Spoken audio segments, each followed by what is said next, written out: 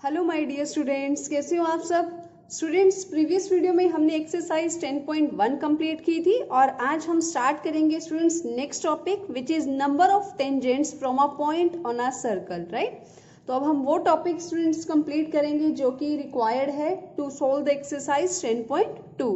तो चलिए स्टार्ट करते हैं स्टूडेंट। सबसे पहले यहाँ आज का जो टॉपिक है that is number of tangents from a point on a circle, यानी सर्कल के ऊपर अगर कोई पॉइंट होगा तो वहां पर कितने नंबर ऑफ टेंजेंट्स उस पॉइंट से ड्रॉ किए जा सकते हैं, राइट। तो हम यहाँ पर इसे समझेंगे एक एक्टिविटी के थ्रू, राइट।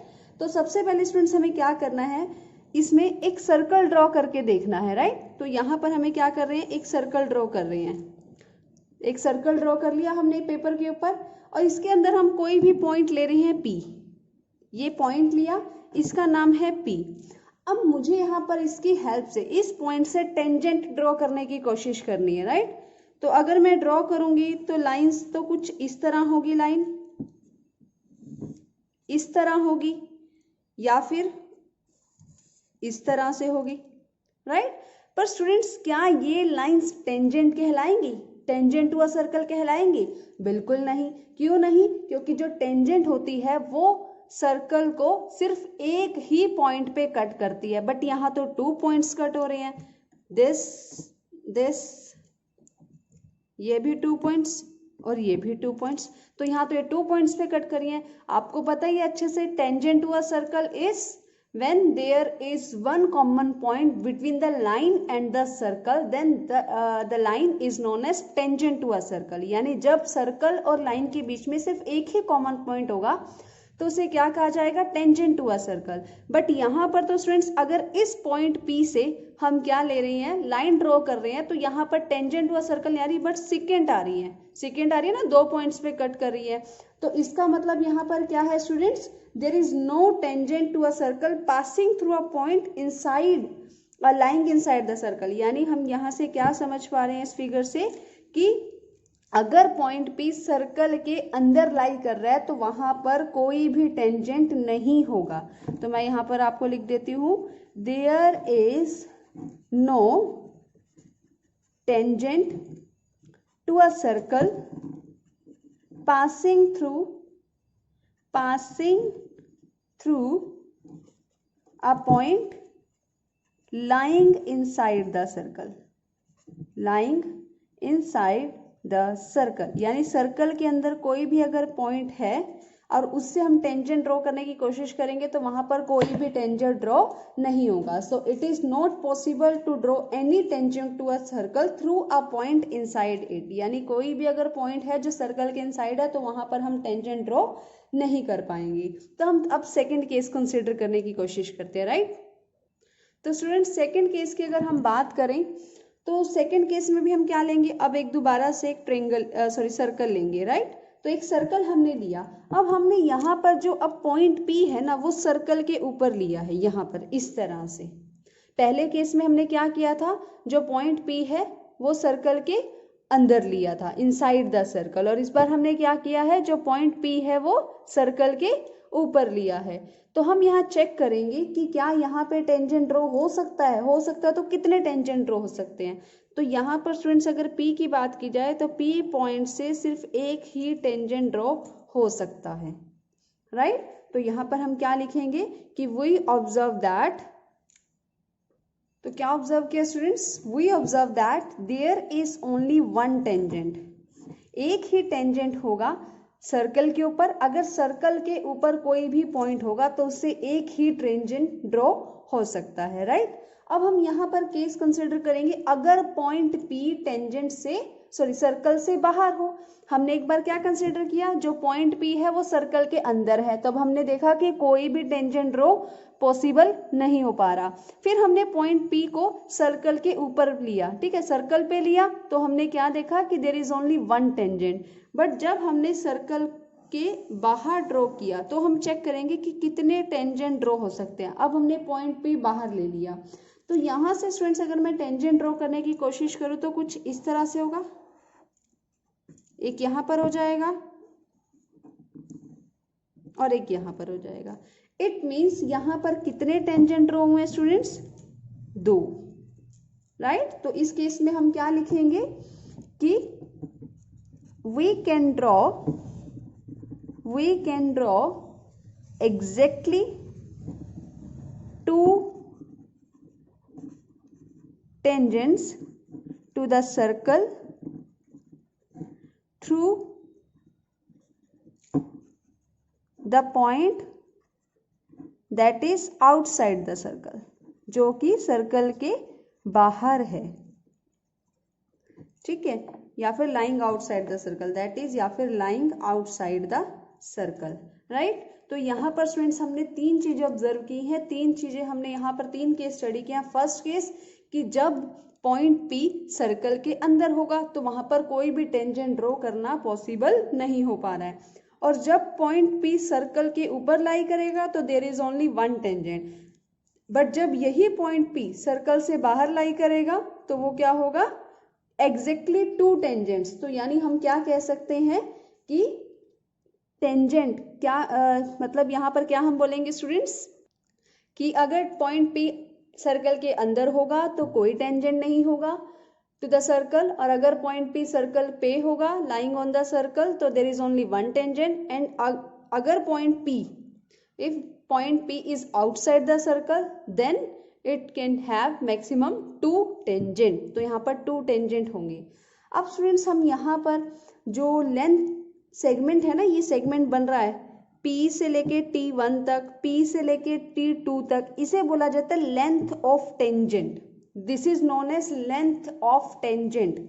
PT1 और PT2, ठीक है, are known as lengths of tangents, right. ये टेंजेंट्स की लेंथ है, राइट स्टूडेंट्स। तो इसे भी हम क्या करेंगे, यहाँ पर अगर आप ऑब्जर्व करोगे या कहोगे कि इसकी जो लेंथ है वो आपको कुछ ना कुछ इक्वल दिखाई दे रही है, पर हम इसे क्या करेंगे, एक थ्योरम के थ्रू प्रूव करने की कोशिश करेंगे। तो चलिए स्टूडेंट्स एक थ्योरम भी इसमें हम कवर कर लेते हैं, विच इज थ्योरम 10.2। तो स्टूडेंट्स स्टार्ट करेंगे अब थ्योरम 10.2। तो थ्योरम जो 10.2 है वो क्या है, the length of tangent drawn from an external point to a circle are equal, यानी जो टेंजेंट की लेंथ होगी किसी एक्सटर्नल पॉइंट से सर्कल तक ड्रॉ की गई है जो, उसकी लेंथ इक्वल होगी। फॉर एग्जांपल एक सर्कल है, ये एक पॉइंट है outside the circle, for example P, तो यहाँ से जो ये ड्रॉ की गई हैं टेंजेंट्स इस तरह से, ठीक है। तो हमें ये बताना है कि ये जो है लेंथ, यहाँ पर फॉर एग्जांपल पॉइंट है P, यहाँ पर है Q, ठीक है, इसे हम A मान लेते हैं। तो हमें बताना है जो AP है वो AQ के इक्वल है, ये हमें इस थ्योरम के थ्रू प्रूव करना है। स्टूडेंट्स ये थ्योरम आपके लिए काफी ज्यादा हेल्पफुल रहेगी एक्सरसाइज में भी, तो आपको इसको अच्छे से समझना जरूरी है, राइट। तो हमें यहाँ पर दोबारा से पढ़ लेते हैं, थ्योरम क्या कह रही है कि लेंथ ऑफ टेंजेंट, मैंने अभी आपको बताया था 2 मिनट पहले कि लेंथ ऑफ टेंजेंट मतलब पॉइंट से लेके सर्कल तक जो टेंजेंट की लेंथ होगी उसे क्या बोला जाएगा, लेंथ ऑफ टेंजेंट्स।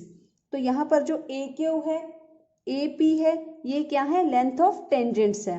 तो हमें बताना है कि जो लेंथ ऑफ टेंजेंट्स है एक्सटर्नल पॉइंट से सर्कल तक वो क्या है, इक्वल्स हैं, that is AP equal AQ। तो सबसे पहले हम थ्योरम स्टार्ट करेंगे, तो सबसे पहले हम लिखेंगे गिवन। यहाँ पर हमें क्या गिवन है, to tangents AP and AQ are drawn from a point A to a circle with center O, यानी AP और AQ जो दो टेंजेंट्स हैं ड्रॉ किए गए हैं फ्रॉम पॉइंट A पे टू अ सर्कल जिसका सेंटर क्या था, O है। तो हम यहाँ पर सेंटर का सर्कल बना लेते हैं O, राइट। तो अब हम क्या करेंगे, यहाँ पर अभी पहले लिख लेते हैं प्रूफ, कि प्रूफ क्या करना है, हमें प्रूव करना है कि जो AP है वो AQ के इक्वल है, राइट। यही प्रूव करना ना, length of tangents are equal, तो AP इक्वल टू AQ। अब हमें यहाँ पर ये प्रूव करने के लिए कंस्ट्रक्शन करनी पड़ेगी। तो कंस्ट्रक्शन हम क्या करेंगे स्टूडेंट्स, यहाँ पर हम OP को OQ को और OA को ज्वाइन कर लेंगे, राइट, इस तरह से, ठीक है। तो हम यहाँ पे लिखेंगे join OP OQ and OA, right students. अब हम इसका प्रूफ स्टार्ट करेंगे। तो प्रूफ की बात की जाए अगर स्टूडेंट्स, तो आपको यहाँ पर सिंपली अगर बात की जाए तो आपने थ्योरम 10.1 पढ़ी थी, जिसमें कहा गया था कि अगर पॉइंट ऑफ कांटेक्ट पे रेडियस से क्या किया जाए, एंगल जो होगा वो क्या होगा, परपेंडिकुलर होगा। यानी एपी, जो एपी टेंजेंट है उसके ऊपर क्या किया गया है स्टूडेंट्स, यही पढ़ा था हमें। क्या है यहाँ पर स्टूडेंट्स कि जो टेंजेंट है सर्कल के किसी पॉइंट पे भी जो टेंजेंट है वो परपेंडिकुलर होता है रेडियस से through the point of contact. Point of contact के थ्रू रेडियस से क्या होगा, परपेंडिकुलर होगा। तो परपेंडिकुलर होगा तो यहाँ पर इस तरह से होगा, ओपी और ओक्यू क्या होंगे, परपेंडिकुलर होंगे, राइट। तो यहाँ पर हम क्या लिखेंगे कि AP is tangent at P, tangent at P, and AQ is tangent at Q, and OP is radius through P. OP is radius through P, ठीक है। OP क्या है, रेडियस है। तो अगर ये टेंजेंट है तो हमने थ्योरम 1 पढ़ी है, तो OP परपेंडिकुलर होगा किस पर, AP पर, राइट, बाय थ्योरम 1। मैं यहाँ पर लिख देती हूँ बाय थ्योरम 1 10.1, राइट। अब स्टूडेंट्स यहाँ पर सिमिलरली OQ भी होगा, सिमिलरली OQ भी परपेंडिकुलर होगा यहाँ पर AQ पे, राइट। अब हम यहाँ पर दो ट्रायंगल बन रही है, कौन सी, OPA एंड OQA। तो हम यहाँ पर ये दोनों ट्रायंगल कंसीडर करेंगे, OPA एंड ट्रायंगल OQA। दोनों ट्रायंगल्स की अगर बात की जाए स्टूडेंट्स यहाँ पर, तो हमारे पास क्या क्या गिवन है, OA तो कॉमन हो जाएगा, कॉमन साइड हो जाएगी दोनों ट्रायंगल्स में, दोनों को हम कॉन्ग्रुएंट प्रूव करेंगे और बाय सिम्प्लिसिटी बता देंगे कि AP और AQ इक्वल है, राइट। तो इस वजह से हम इसे कॉन्ग्रुएंट प्रूव कर रहे हैं। तो OA क्या हो जाएगा, कॉमन साइड, देन OP और OQ ये भी इक्वल होंगी, क्यों होंगी, radii of a circle, radii of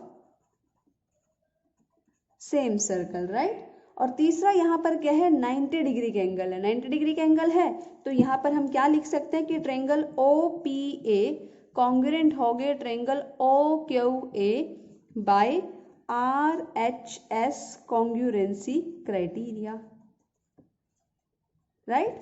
अगर ये दोनों क्या है स्टूडेंट्स, कॉन्ग्रुएंट हैं, तो ये भी क्या होंगे, इसके कोरस्पॉन्डिंग पार्ट होंगे। तो बाय CPCT AP किसके इक्वल होगा, AQ के इक्वल होगा।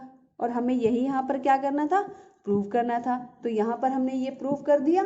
क्या प्रूव किया स्टूडेंट्स कि अगर किसी एक्सटर्नल पॉइंट से सर्कल के पॉइंट पे क्या किया जाएगा, टेंजेंट ड्रॉ किया जाएगा, तो जो लेंथ ऑफ टेंजेंट्स होंगी वो क्या होंगी, इक्वल होंगी। ये थ्योरम हमने 10.2 पढ़ी थी और इसमें हमने इसे प्रूव भी करके देख लिया है, ठीक है। तो स्टूडेंट्स ये था आपका topic which is required to solve the exercise 10.2, जिसमें हमने सबसे पहले क्या पढ़ा है स्टूडेंट्स कि जो सर्कल होता है उसके अंदर अगर इनसाइड पॉइंट होगा तो वहां पे कोई भी टेंजेंट ड्रॉ पॉसिबल नहीं होगा ड्रॉ करना, और अगर वो पॉइंट किस पे होगा, सर्कल पे होगा, तो वहां पर सिर्फ सिर्फ वन टेंजेंट ड्रॉ हो सकता है। लेकिन अगर वही पॉइंट सर्कल के बाहर होगा तो वहां से 2 टेंजेंट ड्रॉ हो सकते हैं। और इसके बाद अभी हमने ये थ्योरम नंबर 10.2 कंप्लीट की है। तो मिलते हैं आपसे स्टूडेंट्स नेक्स्ट वीडियो में एक्सरसाइज 10.2 के साथ। Till then bye bye, take care, stay connected.